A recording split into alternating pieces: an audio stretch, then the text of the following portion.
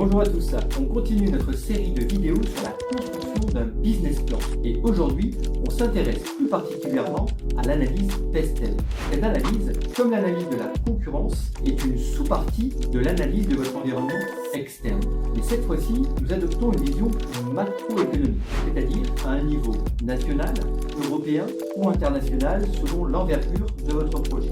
Pour faire une analyse macroéconomique efficace de votre marché, vous pouvez vous appuyer sur l'acronyme Pestel, qui propose d'analyser 6 dimensions de votre secteur d'activité. Nous allons commencer par présenter chacune de ces dimensions avant de mettre en avant les bonnes pratiques pour faire cette analyse. Tout d'abord, le P de Pestel pour politique. Dans cette dimension, vous devez tenter de cerner les influences politiques récentes et à venir sur votre marché. Le E pour économique. Dans cette dimension, vous devez présenter l'évolution du secteur d'un point de vue économique. Quel est le poids de ce marché? Est-il en croissance?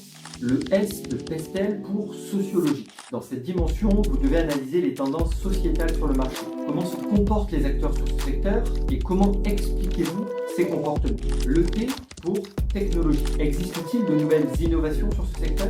Quelles sont-elles et sont-elles réellement pertinentes? Avec l'évolution des nouvelles technologies ces dernières années, rares sont les secteurs épargnés.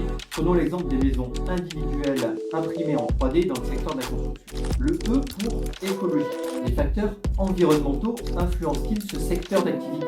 Ici également, rares sont les secteurs qui ne seront pas impactés. Et enfin, le L de Pestel pour légal. Ici, on essaie de cerner quelles sont les spécificités de mon secteur d'activité en termes de législation. Cette dimension est très importante pour vous éviter de vous lancer trop rapidement sans avoir certaines autorisations nécessaires à votre domaine. Ne passez pas à côté. Vous avez désormais une vision de ces 6 domaines. Voici maintenant quelques bonnes pratiques à mener pour une analyse Pestel efficace. Premièrement, ne renseignez pas des éléments qui proviennent de votre perception du marché. Les données intégrées doivent reposer sur des sources fiables et récentes. L'une des principales difficultés dans l'analyse Pestel est d'arriver à recueillir toutes les informations clés sur votre secteur. Pour ce faire, il va falloir creuser. Vous pouvez obtenir beaucoup d'informations sur Internet, mais soyez vigilants quant à la fiabilité de vos sources. Vous pouvez vous appuyer sur l'intelligence artificielle, comme ChatGPT par exemple, pour recueillir une première base d'informations, mais ne vous en contentez pas. Sachez également qu'Internet n'est pas le seul moyen d'obtenir des informations pertinentes. Vous pouvez également investiguer auprès d'acteurs de votre marché, en contactant des entreprises concurrentes de votre secteur, mais sur une autre zone géographique, par exemple, en contactant des fournisseurs, des partenaires institutionnels.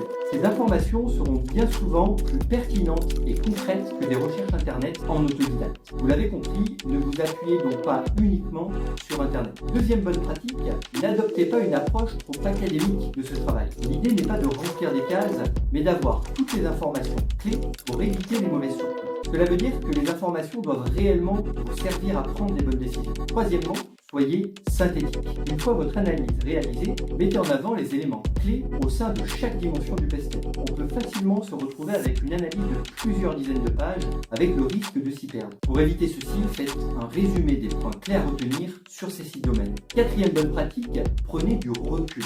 Quelles conclusions tirez-vous de cette analyse au regard de votre projet? Comment peut-il être encore plus pertinent sur le marché suite à votre analyse macroéconomique? Cette analyse Pestel, combinée à l'analyse de la concurrence, que vous pouvez retrouver dans une autre vidéo juste ici, vous permettront d'avoir une vision éclairée de votre marché et de faire évoluer votre projet de manière à ce qu'il soit pertinent et réalisable. Ces deux analyses vont donc vous permettre de prendre des décisions concrètes sur votre projet. Si vous voulez suivre nos prochaines vidéos, pensez à vous abonner. À bientôt.